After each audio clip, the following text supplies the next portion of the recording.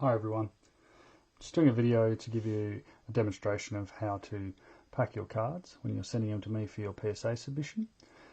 I just wanted to do this just to help a few people out who have asked questions about how best to do it, and also a lot of this just makes sure that the process happens smoothly and as quickly as it can, and means that your cards will get out to PSA as quickly as possible without any delays. So first thing first, I've got two lots of cards here. These guys here would be under 100 US ultra modern. These ones would be under 500 US is what I'd be sending them in. So a couple of things to start with is just make sure your cards are in the order you want them to be in. So for example, if you've got a couple of multiple cards, so like this, two of the same card, make sure they're together. There's no defined order they need to be in other than just keeping cards of the same type from your submission together. That's the key thing. So for example, another couple there that are together. Same with the under 500s. So for example here I've got four of the same card, just keep them together. Two of those, three of those, two of those, and one of those. So from here I'll just flip over to the submission sheet so you can get an idea of how that looks when you're doing this. So here's a copy of one here I've made up for these cards. And you can see here that for the under 100 category, I've got them there in the order that I just showed you. The key things to look at: quantity. So as you can see here, I've got 2 down for the quantity of that first card. Year is 2019. You don't need to write 1920, 1617, any of those types of combinations. The way the PSA system works is that it is just a single year and it's the first year of the card set. So if you add 1920 in there, I'll just have to remove it as part of the process. So by just keeping it as the single year, as the first year of the set, that really helps out, make things go smoothly. Brand, Panini, Topps, whoever it might be, you pop that in there. Card set, so it's the release for that year. So in example, we had Luca as a Hoops, the Ja Morant's a Mosaic, and so on. Card number, pretty explanatory. It may not be a number for some cases, it may be letters, that's fine, pop the letters in there too. Under the player, it's just a player listed on the card. Under the card variant, it's something like this here, NBA debut Mosaic. So if it was just a plain base NBA debut, you just write NBA debut. Mosaic is also then the variant of that base. For example, down here with the optic holos and things like that, because it's already a base card but it's a holo variant, you just write holo, you don't need to write base holo. And with base cards themselves, you don't actually have to write anything in that column. It is just that standard card. It's not a variation of that card. So by leaving that blank, that also helps things out, because when it goes into the PSA system, which is what I use this data for, it then actually shows up a lot quicker and I can easily select the card without having the base on the end of it, because I just remove that anyway. With the value, I get a lot of questions about what to put in the value and what it means. Think about the value and the grading category combined.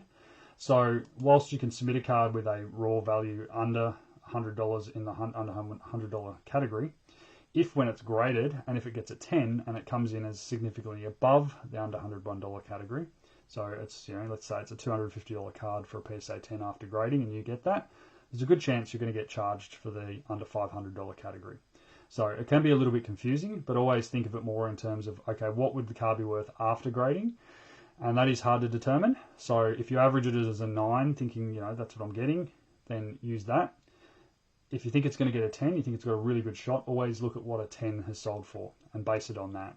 So as you can see down here in my under 500 US category, I have some cards there that are easily well under $100 that could go in the under 100 US category. But because when they're graded, they would be worth more than $100 if they get a 10, and that's what I'm aiming for, then I would make sure that I put that in here as an under $500 card, not an under $100 card. This can always be confusing, so by all means ask any questions you have around that, but it's really your choice. You can send a card in the under 100 US if you would like to, but the problem is it will take longer, and if it does get a 10, you'll be charged that higher fee anyway. So you kind of lose time and also have to pay the money anyway, so you have to make that choice. So for example here, I only wanted this to come back with a minimum of a PSA 9 or above. Just write something in the comments like PSA 9 minimum, and that's enough for me to know that it needs to go with that as a qualifier. I'll put that down as the minimum grade, and that way if it doesn't get a 9, it just comes back as is. You do still have to pay though, so that's one of the things. You don't get this for free. Otherwise people would always send in minimum 10 and PSA would never get any money unless they got a 10, and it really doesn't work very well in that regard. So that's how those the submission form goes. With the categories, if you ever get stuck and you're using the Excel or the Microsoft Word document, which you should be, there are instructions with it. So if I come over to the instructions page here, and I'll just zoom in a bit so you can see that a bit better, you'll see that there's a description here that tells you what the card category is and what the parameters are, and then you can see the grading designator here. So what I want to see in that column on the other side, on that other part of the submission spreadsheet, is that grading designator for the category you're sending in. There's also the grading fee on the side here. So as you know, those fees are now GST inclusive. So it's part of the changes that went into play in July.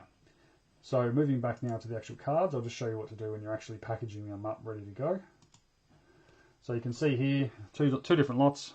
If I've got under 100 here and I'm going to put them into a couple of bags, you don't need to have individual bags anymore. Just top loaders as they are.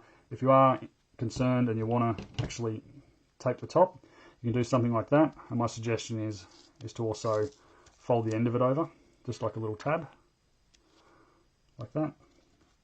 So it's a nice little easy tab for the graders just to grab and rip off. If you've got to start digging in with their nails and things to get these out, that's just going to cause problems. So my suggestion is just put a little tab on the back of it or on the front, just so it's easy for them to peel off. But when you're getting these ready to send to me, if you've got a couple of these, I suggest something like these. The graded card sleeve bags are pretty good for about, I don't know, sort of 8 cards maybe. So in this example here, just pop them into the bag together. And then grab something like this. So just grab a bit of paper or something. And if you've got multiple packs, and in order that, so as I know which order the cards are meant to come in, put a little label like that together. So just pop that in the bag with them, seal the bag up, and you're done. Same again if you're doing it for a second bag. Pop them in there. And then just get a second label, something like that. Pop it in. And you pack them. You can pack them together like that. It's quite easy, but if they get out of order, then it's very easy for me just to pull them together and go, all right, pack 1, 2, 3, and very simple. Another option is, so a few more cards there. I jumped on eBay recently and I found these self-adhesive plastic bags. These ones are a bit bigger, as you can sort of see there. They're pretty good for a larger amount of cards, so I can fit a fairly reasonable stack in there. I can fit them in sideways if I want to. I can fit them in, just for this example, I'll just put them in normally. And same again with this one. If there was multiple packs, you could do the same again. Just put a label, pop them in, seal the pack up, and then yeah, good to go. Pop them into a box, envelope, whatever you want to use. If you're using an envelope, definitely recommend putting cardboard on either side of the cards just to stop them from getting damaged, because Australia Post can get a bit rough with them at times, and you just want to protect them so as they get to me safely, and then I don't have to send you a message and say something's happened to your cards on the way through, which we've had a few happen over the time. So by all means, ask me any questions if you're still not sure what needs to happen when you pack your cards and prepare your submission form. But hopefully this helps clear up a few things that I get questions on quite regularly. Cheers.